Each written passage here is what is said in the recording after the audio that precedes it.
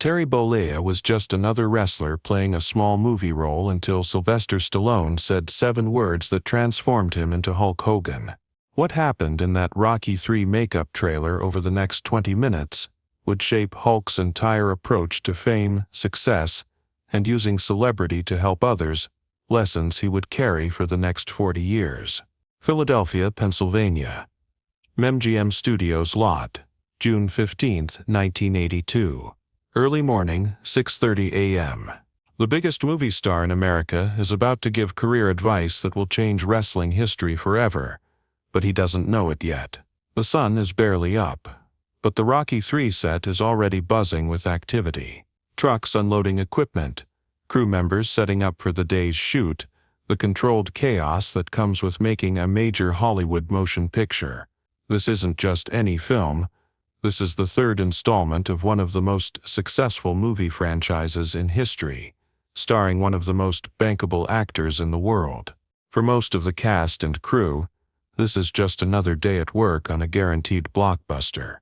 But for Terry Bollea, walking onto this set represents something he never dreamed possible just 6 months earlier. He's a professional wrestler from the World Wrestling Federation, hired to play a character called Thunderlips in what's essentially an extended cameo. Wrestling and Hollywood don't mix often, and when they do, wrestlers are usually treated as curiosities rather than legitimate performers. Terry has been wrestling professionally for 4 years, building a reputation as a charismatic performer with an imposing physical presence. At 6'7" and 300 pounds, with bleached blonde hair and an impressive mustache, he cuts an unmistakable figure. But despite his success in wrestling, he's still relatively unknown outside that world. Most Americans who aren't wrestling fans have never heard of Hulk Hogan. That morning, Terry sits in the makeup trailer, getting his character look finalized. Thunderlips is supposed to be an over-the-top professional wrestler who fights Rocky Balboa in an exhibition match that goes wrong. It's exactly the kind of role that could easily become a joke, a way for Hollywood to mock professional wrestling rather than treat it with any respect. As Terry sits in the makeup chair, watching the artist work on his theatrical wrestling persona, he's acutely aware that this could be his one shot at something bigger, one chance to prove that wrestlers can be more than just muscle-bound entertainers, that they can be real performers worthy of mainstream acceptance. The trailer door opens, and Sylvester Stallone walks in. Not the character Rocky Balboa, but Stallone himself, the writer, director, and star of one of the most successful film franchises in Hollywood history. The man who, just 6 years earlier, was an unknown actor who refused to sell his Rocky script unless he could star in it, and who became one of the biggest movie stars in the world as a result. "Morning, Terry," Stallone says. And something about the way he says it, casual, friendly, like they're equals, surprises Terry. He expected the professional distance that usually exists between major stars and day players. "Morning, Mr. Stallone," Terry replies, starting to stand up from the makeup chair. Sit, and call me Sly. We're going to be throwing fake punches at each other today. We might as well be on a first-name basis." Stallone pours himself coffee from the craft services setup in the corner of the trailer. He's wearing workout clothes, obviously preparing for the physical demands of the day's shooting. At 35, he's in incredible physical condition, but Terry notices something else. Stallone carries himself with the confidence of someone who has earned his success rather than stumbled into it. "You nervous about today?" Stallone asks, settling into a chair across from Terry. "A little," Terry admits. "I've never done anything like this before. Wrestling's one thing, but acting..." Stallone nods thoughtfully. "Let me tell you something, and this is important. What you do in that wrestling ring, that's already acting. You're creating a character, telling a story, connecting with an audience, making them believe in something that isn't technically real. The only difference between wrestling and movies is the size of the audience and the number of cameras." The observation hits Terry like a revelation. He spent years thinking of wrestling as something separate from real entertainment, something that serious performers and audiences don't take seriously. But Stallone, one of the most successful entertainers in the world, is telling him that the skills he's already developed are the foundation for something bigger. The thing is, Stallone continues, I know what it's like to be dismissed. Before Rocky, I was just another struggling actor. Agents told me I looked funny, talked funny, that I'd never be leading man material. I had a script that I believed in, but everybody in Hollywood told me to sell it and let a real star play the part. Terry has heard this story before, but hearing it directly from Stallone in the context of his own situation gives it new meaning. You know what changed everything for me? Not just the success of Rocky, but realizing that success meant I had a responsibility. When people started recognizing me, when kids started looking up to Rocky as a hero, I understood that what I did mattered beyond just entertaining people. I had a platform, and platforms come with obligations. The makeup artist finishes Terry's look and steps away, leaving the two men alone in the trailer. Outside, the sounds of a film set preparing for a busy day continue, but inside the trailer, something important is happening that has nothing to do with making a movie. Terry, can I give you some advice? Stallone asks. Of course. You're gonna be bigger than me someday. I can see it. You've got something that can't be taught. You make people believe. In wrestling, in movies, doesn't matter. But when that success comes, and it will come, remember that it's not about you anymore. It's about what you can do for other people.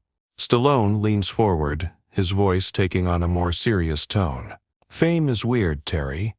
It gives you this incredible power to affect people's lives, but it also isolates you from normal human connection. The temptation is to use that power for yourself. More money, more recognition, more of whatever you think will make you happy. But the real satisfaction comes from using it to help people who need help. Terry listens intently, understanding that he's receiving wisdom from someone who has navigated the exact path he hopes to travel. Let me tell you what I mean, Stallone continues. Last month I got a letter from a kid in Ohio, 12 years old, dealing with bullies at school, feeling like giving up. He told me that watching Rocky made him believe he could keep fighting. So you know what I did? I called him.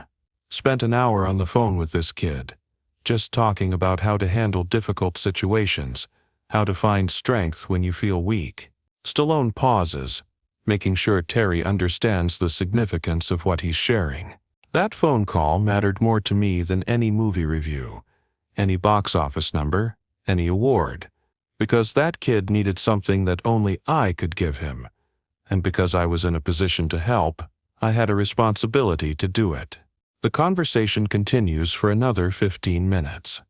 Stallone talks about the difference between being famous and being significant, between entertaining people and actually affecting their lives. He shares stories about using his success to help aspiring actors, to support charities, to be present for fans who needed something from their hero. But most importantly, he talks about doing these things quietly, without publicity, without expecting recognition or reward.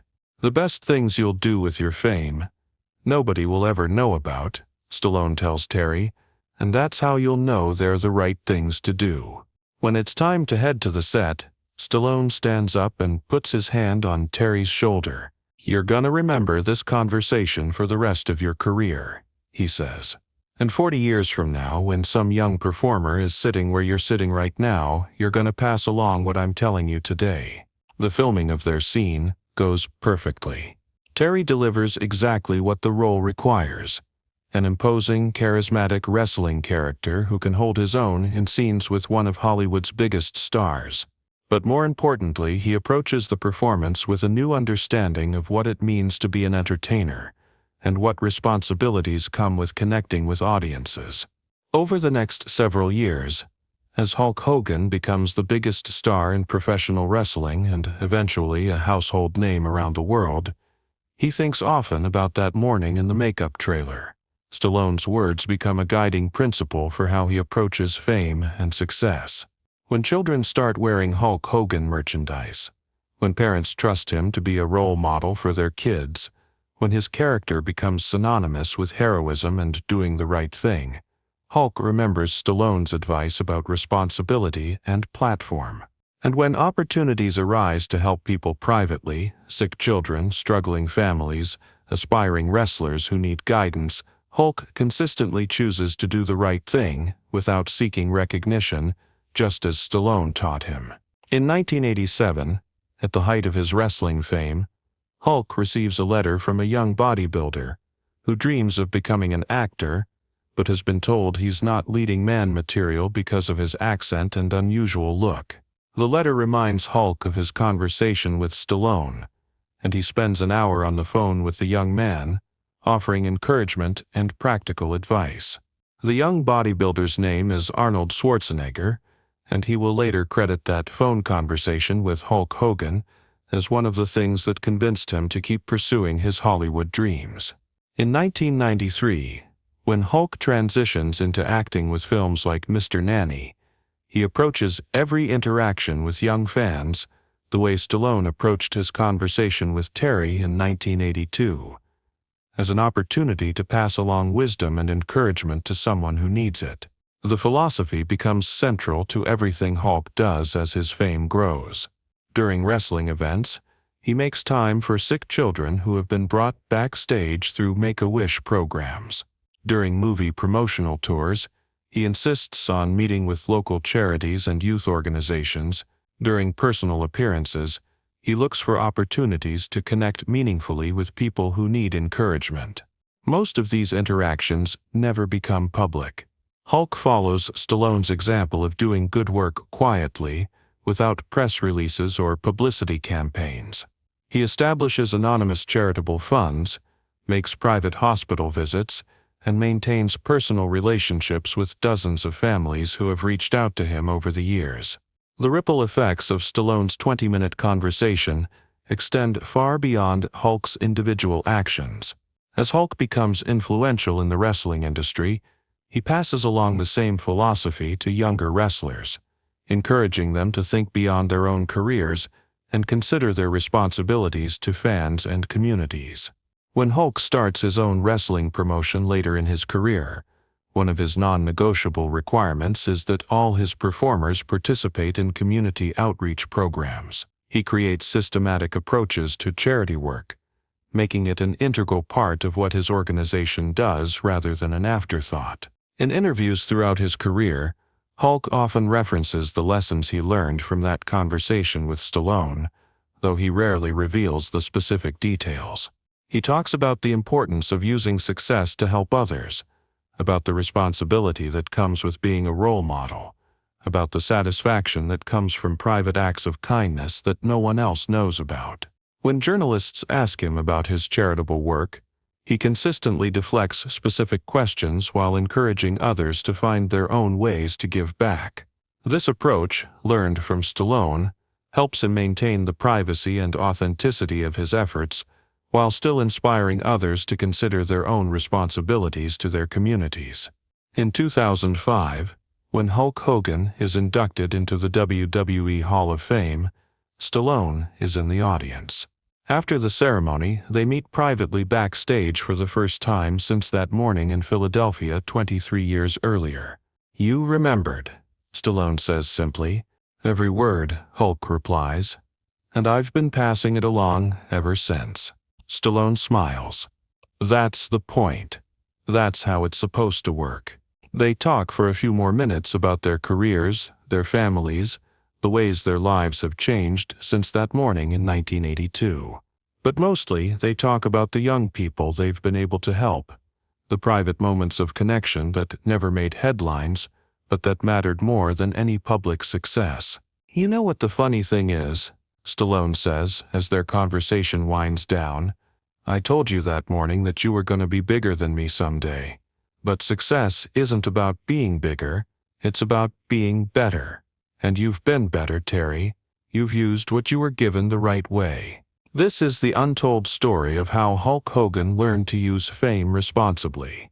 Not through trial and error, not through making mistakes and learning from them, but through receiving wisdom from someone who had already walked the path and was generous enough to share what he had learned. The conversation in that makeup trailer lasted 20 minutes, but it shaped 40 years of decisions about how to treat fans, how to handle success, and how to use celebrity as a tool for helping others rather than just advancing personal interests.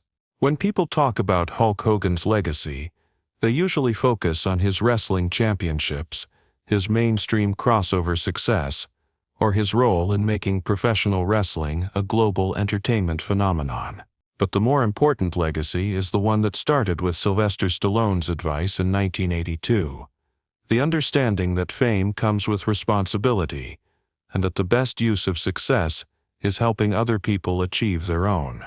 That's the lesson that transformed Terry Bollea into Hulk Hogan, and eventually into the kind of person who spends decades quietly helping people without expecting recognition. It's the reason why, 40 years later, there are still stories being discovered about private acts of generosity, anonymous charity, and personal connections that were never meant to be public.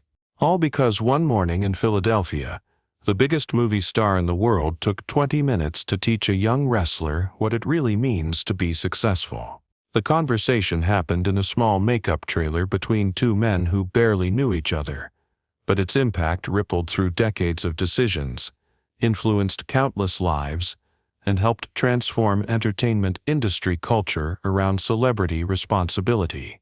Today, when fans wonder why Hulk Hogan has maintained such a positive reputation despite decades in the spotlight, the answer traces back to that morning in 1982, when Sylvester Stallone taught a young wrestler that fame without responsibility is just noise. But fame used to help others become something approaching greatness.